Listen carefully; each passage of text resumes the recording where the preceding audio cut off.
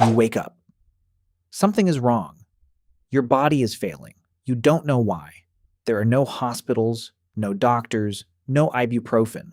Just you, your pain, and whatever your tribe decided to do about it. Some of it was surprisingly clever.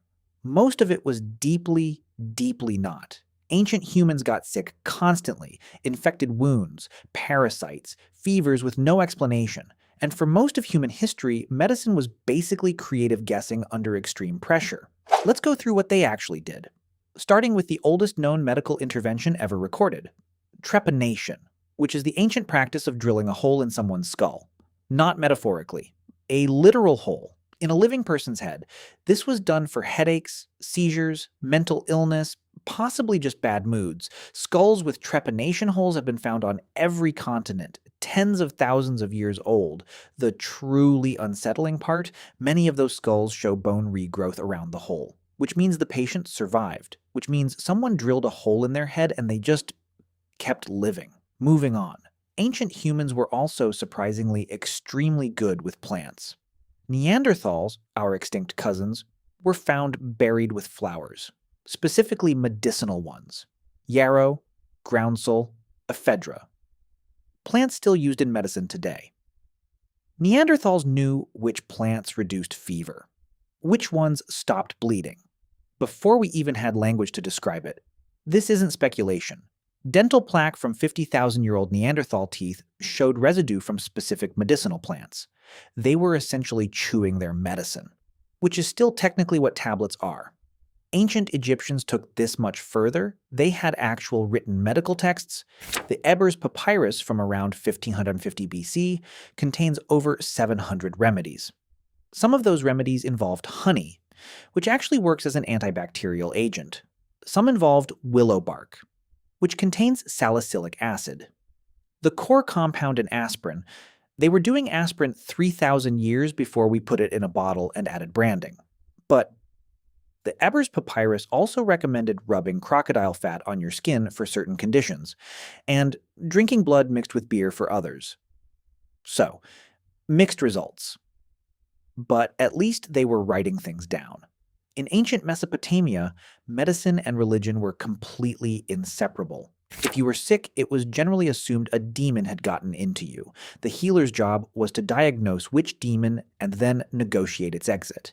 This involved ritual chanting, specific incantations, sometimes burning certain materials. They also had physical treatments running alongside the spiritual ones, plant medicines, poultices, so they hedged their bets. Cover all bases, evict the demon, and apply the plant paste. Reasonable, honestly. Ancient India had Ayurveda, one of the oldest formal medical systems in the world, dating back at least 3,000 years, possibly more, with detailed classifications of disease. Sushruta, an Indian physician, described reconstructive nose surgery in 600 BC because people lost noses. Often as punishment, they used a skin flap from the cheek to rebuild it. This technique is still the basis of modern rhinoplasty. So, ancient India was doing cosmetic surgery, while Europe was still largely blaming weather spirits for disease. Let's talk about ancient Greece, where medicine got very philosophical very fast. Hippocrates, around 400 BC, had a radical idea. Disease came from the body, not the gods. This was genuinely revolutionary. It separated medicine from religion for the first time in a structured way. He also introduced the idea that doctors should observe patients carefully. Keep records. Look for patterns. Solid. Good. Very modern, but then he also built his entire medical system on 4 bodily fluids: blood, phlegm, yellow bile, black bile, the 4 humors. The theory was that disease happened when these fluids got out of balance. Too much blood? Let's remove some. Too much phlegm?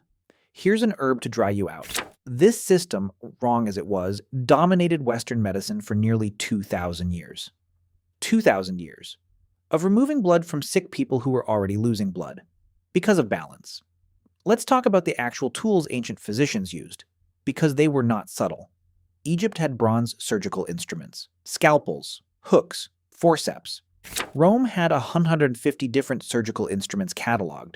Some are nearly identical to ones used in modern operating rooms. Roman military surgeons were performing amputations in the field, with wine as antiseptic. In battle conditions, wine was one of the better antiseptics available. Alcohol kills bacteria. They didn't know why, but it worked. Ancient China took a completely different path and built an entire medical system around energy flow. Traditional Chinese medicine dates back over 2,000 years, possibly much more. The Huangdi Neijing, the Yellow Emperor's classic, was a foundational text describing the body as a system of balance. Acupuncture, herbal medicine, dietary changes, breathing exercises, all prescribed with extreme precision. Many of those herbal compounds have since been validated by modern pharmacology. Some haven't. That's fine. Now, let's discuss something ancient healers got very, very wrong, and very confidently so. Miasma theory. The idea that bad air caused disease. Malaria literally means bad air in Italian, because they thought the swamp air was making people sick. It was the mosquitoes, obviously. But miasma theory persisted for centuries. There's a dark irony here. Some miasma avoidance behaviors actually helped. Moving away from swamps, better ventilation. They were right to move. They were wrong about why. Sometimes that's enough. Now let's talk about infection. Because ancient humans dealt with it constantly. Wounds got infected. Teeth rotted. Abscesses formed. People died from what we now treat in a day. But some ancient remedies for infection were startlingly effective. Moldy bread applied to wounds. Ancient Egypt, ancient Nubia, ancient Serbia, all independently. Moldy bread contains penicillium mold, the same fungus Alexander Fleming would discover in 1928. They didn't know what it was, but it worked. The body didn't care about the explanation. Honey also appeared across cultures as a wound treatment. Egypt, Greece, India, China. Honey creates hydrogen peroxide on contact with fluid. It draws moisture out of bacteria and kills them. Raw honey is still used in modern wound care, in clinical settings, in 2024. So your ancient ancestors stumbled onto something real, completely by accident, while also drilling holes in heads. Let's talk about childbirth, because ancient humans faced enormous mortality rates around it. Midwifery is one of the oldest medical professions in human history. Women who specialized in birth. They developed positioning techniques, birthing stools, herbal preparations to speed or slow labor. Some of the herbs used, like ergot and blue cohosh, actually cause uterine contractions. Again, it worked. They didn't know why. The pattern keeps repeating. Trial, error, observation, repeat, minus the germ theory. Now let's address mental illness, because ancient societies encountered it and had to respond somehow. Most ancient cultures attributed mental illness to spiritual causes. Demonic possession, divine punishment. Some responses were genuinely humane. Ancient Greece had sanctuaries where the mentally ill could rest, sleep, baths, peaceful environments, dream interpretation used as therapy. Some of that isn't far off from what modern psychiatry recommends, minus the dream part. Other responses were less compassionate. The trepanation often came back here. Drill a hole. Release the demon. Simple, logical, completely wrong. Now let's go back further, way back, to the earliest evidence of deliberate wound care. Evidence from 10,000 years ago shows amputations that healed cleanly. Someone survived a limb removal. In 2022, archaeologists in Borneo found a skeleton 31,000 years old. Lower leg amputated, bone fully healed. This person received surgical amputation 31,000 years ago and lived for years afterward. That means someone cut through bone cleanly, controlled the bleeding, prevented infection in the Stone Age.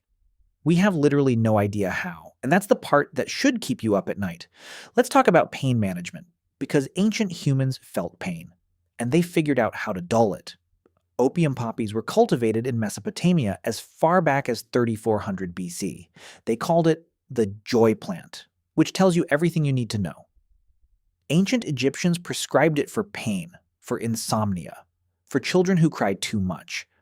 Cannabis was used medicinally in China as early as 20Z700 BC, for pain, inflammation, nausea, anxiety.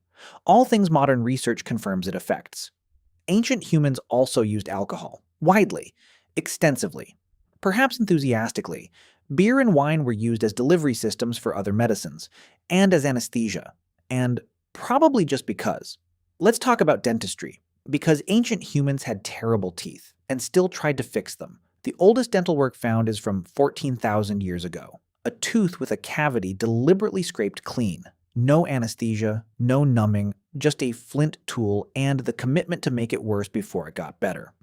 Ancient Indus Valley civilization had dentists drilling teeth 9,000 years ago. We found the evidence in skulls. The holes were clean and symmetrical.